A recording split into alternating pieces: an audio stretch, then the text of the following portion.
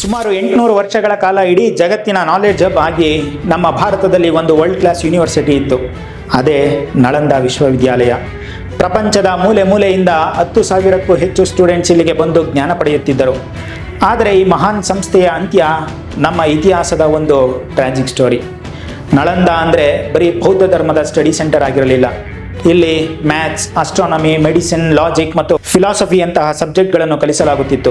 ಅಲ್ಲಿನ ಲೈಬ್ರರಿ ಧರ್ಮಗಂಜ್ ಅಂದರೆ ಜ್ಞಾನದ ಖಜಾನೆ 3 ದೊಡ್ಡ ಬಿಲ್ಡಿಂಗ್ನಲ್ಲಿತ್ತು ಮತ್ತು ಅದರಲ್ಲಿ ಲಕ್ಷಾಂತರ ರೇರ್ ಬುಕ್ಸ್ಗಳು ಕೂಡ ಇದ್ದವು.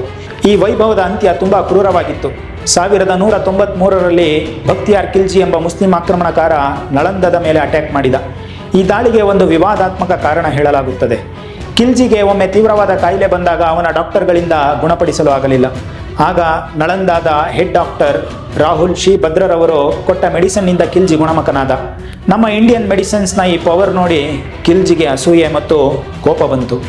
ಅವನು ಸಾವಿರಾರು ಬೌದ್ಧ ಸನ್ಯಾಸಿಗಳನ್ನು ಕೊಂದು ಇಡೀ ಯೂನಿವರ್ಸಿಟಿಗೆ ಬೆಂಕಿ ಹಚ್ಚಿದ. ಆ ಲೈಬ್ರರಿಯಲ್ಲಿದ್ದ ಲಕ್ಷಾಂತರ ಪುಸ್ತಕಗಳು ಸುಮಾರು 3 ತಿಂಗಳ ಕಾಲ ಉರಿಯುತ್ತಲೇ ಇತ್ತು ಎಂದು ಹೇಳಲಾಗುತ್ತದೆ. ಈ ಒಂದೇ ಒಂದು ದಾಳಿ ಭಾರತದ ಜ್ಞಾನ ಪರಂಪರೆಗೆ ದೊಡ್ಡ ಹೊಡೆತ ಕೊಟ್ಟಿತ್ತು. ಆದರೆ ಈ ನಾಶಕ್ಕೆ ಕೇವಲ ಹೊರಗಿನ ಆಕ್ರಮಣಕಾರರು ಮಾತ್ರ ಕಾರಣರ ಅಥವಾ ನಳಂದಾದಲ್ಲೂ ಕೆಲವು ಸಮಸ್ಯೆಗಳಿದ್ದವ? ಕೆಲವು ಹಿಸ್ಟಾರಿಯನ್ಸ್ ಹೇಳುವ ಪ್ರಕಾರ ಆ ಸಮಯಕ್ಕೆ ನಳಂದ ಕೇವಲ ಒಂದು ಸಮುದಾಯಕ್ಕೆ ಸೀಮಿತವಾಗಿತ್ತು ಮತ್ತು ರಾಯಲ್ ಫಂಡಿಂಗ್ ಮೇಲೆ ಹೆಚ್ಚು ಡಿಪೆಂಡ್ ಆಗಿತ್ತು. ಬೇರೆ ಸಮುದಾಯಗಳಿಂದ ಸಪೋರ್ಟ್ ಸಿಗಲಿಲ್ಲ ಮತ್ತು ಹೊಸ ಚಾಲೆಂಜ್ಗಳನ್ನು ಎದುರಿಸಲು ಅದು ಫೇಲ್ ಆಗಿತ್ತು.